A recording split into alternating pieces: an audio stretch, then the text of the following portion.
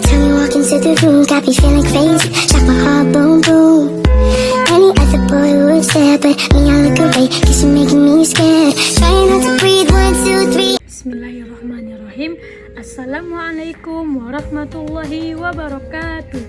Halo semuanya, perkenalkan nama saya Ega Oktria dengan NIM 2012500001, kelas 1 FPI, mata kuliah studi Al-Quran dan Hadis. Dosen pengampu Bapak Dr. Muhammad Yusuf SAG MPD.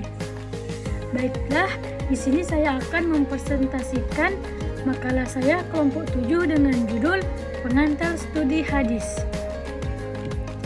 Latar belakang, Islam adalah agama yang sempurna dengan Al-Quran dan Hadis sebagai sumber ajarannya.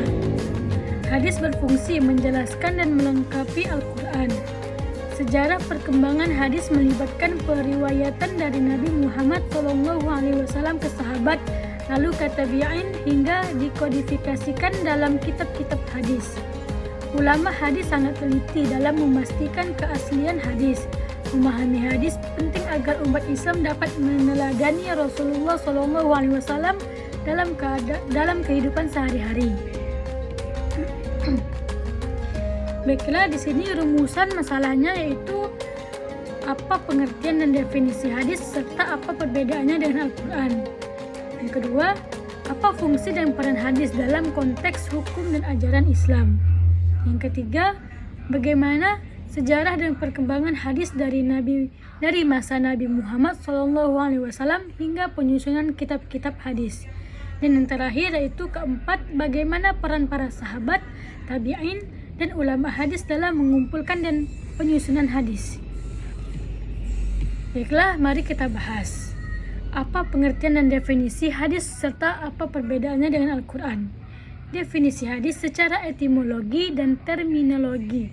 Kata hadis berasal dari bahasa Arab al-hadis, yang secara etimologi bahasa memiliki beberapa arti, yaitu baru, lawannya qadim atau lama, dekat, dan kabar atau berita.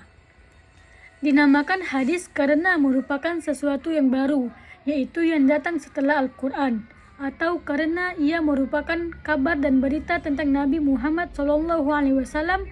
Sedangkan secara terminologi atau istilah, para ulama hadis memberikan definisi yang beragam, namun memiliki esensi yang sama. Menurut jumhur ulama hadis, hadis adalah segala sesuatu yang disandarkan kepada Nabi Muhammad SAW, baik berupa perkataan, perbuatan, persetujuan, atau penetapan, maupun sifat-sifat dan akhlak beliau. Perbedaan hadis dan Al-Quran. 1. Sumber Al-Quran adalah kalam Allah langsung atau wahyu matlu, sedangkan hadis adalah penjelasan Nabi Muhammad SAW atau wahyu ghairu matlu. Yang kedua, lafal Al-Quran dari Allah tidak boleh diubah. Lafal hadis dari Nabi boleh diriwayatkan dengan makna yang sama. Yang ketiga, bahasa. Al-Quran berbahasa Arab sangat fasih atau mukjizat. Hadis berbahasa Arab sehari-hari. Yang keempat, nilai ibadah. Membaca Al-Quran adalah ibadah berpahala. Membaca hadis adalah menuntut ilmu. 5. Kesahihan. Al-Quran pasti sahih. Hadis memiliki tingkatan kesahihan, sahih, hasan, dhaif, dan maudhu. Yang keenam, periwayatan. Al-Quran diriwayatkan secara mutawatir atau jumlah perawi banyak. Hadis ada yang mutawatir dan ada yang ahad, yaitu terbatas. Yang ketujuh, kandungan hukum. Al-Quran bersifat global dan prinsipil. Hadis menjelaskan secara rinci. Yaitu pembahasan yang kedua, fungsi dan peran hadis dalam konteks hukum dan ajarannya. Fungsi hadis terhadap Al-Quran yaitu yang pertama, bayan tafsir, menjelaskan. Hadis menjelaskan ayat Al-Quran yang masih umum atau mujmal atau memerlukan penjelasan lebih lanjut. Yang kedua, bayan taqyid, membatasi. Hadis membatasi ayat Al-Quran yang bersifat mutlak atau tidak terbatas.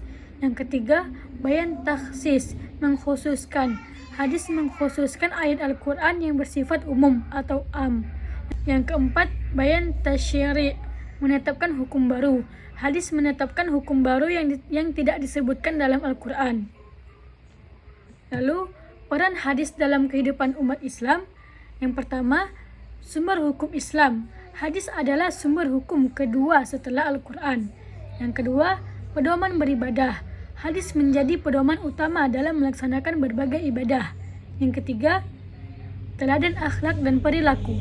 Hadis menggambarkan akhlak dan perilaku Nabi Muhammad SAW sebagai teladan. Yang keempat, sumber pemahaman tafsir Al-Quran.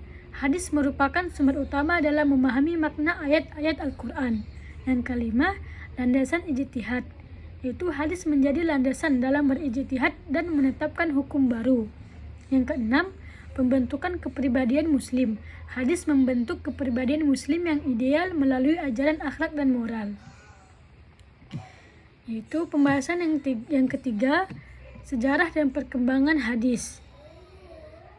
Fase pertama yaitu 610 sampai 632 Masehi, masa Nabi Muhammad SAW. Hadis berupa perkataan dan perbuatan Nabi.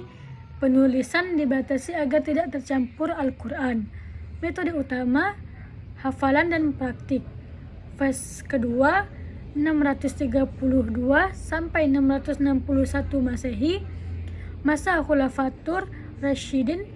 Penulisan masih dibatasi, fokus pada hafalan dan periwayatan lisan. Sahabat sangat selektif dalam meriwayatkan. Fase ketiga, 661 hingga 750 Masehi, masa tabi'in dan awal penulisan. Umar bin Abdul Aziz memerintahkan penulisan resmi karena banyak ulama wafat dan kekhawatiran hadis akan hilang. Tokohnya yaitu Abu Bakar bin Muhammad, Imam Az-Zuhri karya awal Al-Muwatta, Musannaf. Hadis masih bercampur perkataan sahabat dan belum ada pemisahan tema fikih. Fase keempat, 750 sampai 900 Masehi, masa penyusunan kitab hadis atau tadwin, periode emas penulisan. Jenis penyusunan, musnad nama sahabat, musannaf bab fikih, sahih hadis sahih, sunan hadis hukum. Kitab penting yaitu Sahih Bukhari, Sahih Muslim, Sunan Abu Daud, dan lain-lain. Kutubut Tis'ah atau 9 kitab hadis induk, dan Al-Kutub As-Sittah yaitu 6 kitab hadis utama. Pembahasan yang terakhir, peran sahabat, tabi'in, dan ulama hadis. Para sahabat, definisinya itu bertemu Nabi Muhammad SAW dalam keadaan beriman dan meninggal dalam keadaan Islam. Perawi terbanyak Abu Hurairah, Abdullah bin Umar, Anas bin Malik, Aisyah, Abdullah bin Abbas, Jabir bin Abdullah, Abu Sa'id Al-Khudri. Kontribusi, menghafal, mempraktikkan, meriwayatkan hadis dengan hati-hati, membedakan hadis dengan pendapat pribadi, membuat catatan tertulis. Yang kedua, tabi'in. Definisi, bertemu sahabat Nabi Muhammad SAW dalam keadaan beriman dan meninggal dalam keadaan Islam. Tokohnya Sa'id bin Al-Musayyab, Muhammad bin Sirin, Hasan Al-Basri, Imam Az-Zuhri. Dengan kontribusi, mengembangkan ilmu sanad, kritik perawi, memisahkan hadis dari rayun, membukukan hadis secara sistematis, menyebarkan hadis. Yang ketiga, peran ulama hadis. Periode tabi'in dan sesudahnya, para penyusun kitab hadis, mukharrij, Imam Malik Al-Muwatta, Imam Bukhari, Sahih Bukhari, Imam Muslim, Sahih Muslim, Imam Abu Daud, Sunan Abu Daud, Imam At-Tirmidzi, Jami' At-Tirmidzi, Imam An-Nasa'i, As-Sunan Al-Kubra dan As-Sughra, Imam Ibnu Majah, Sunan Ibnu Majah, Imam Ahmad bin Hanbal, Musnad Ahmad. Kontribusi, menyusun kitab hadis sistematis, mengembangkan kriteria. Kontribusi, menyusun kitab hadis sistematis, mengembangkan kriteria hadis sahih, mengumpulkan ribuan hadis, memberikan penilaian kualitas hadis. Baiklah, kesimpulan yang dapat kita ambil dari penjelasan di atas yaitu hadis sebagai sumber hukum Islam kedua setelah Al-Quran memiliki peran yang sangat penting dalam kehidupan umat Islam. Hadis berfungsi menjelaskan, membatasi, mengkhususkan, dan menetapkan hukum baru yang tidak terdapat dalam Al-Quran. Perkembangan hadis melalui beberapa fase, dimulai dari masa Nabi Muhammad SAW, Khulafaur Rasyidin, Tabi'in, hingga masa penyusunan kitab-kitab hadis oleh para ulama. Para sahabat tabi'in dan ulama hadis memiliki kontribusi besar dalam menjaga, meriwayatkan, dan mengkodifikasikan hadis.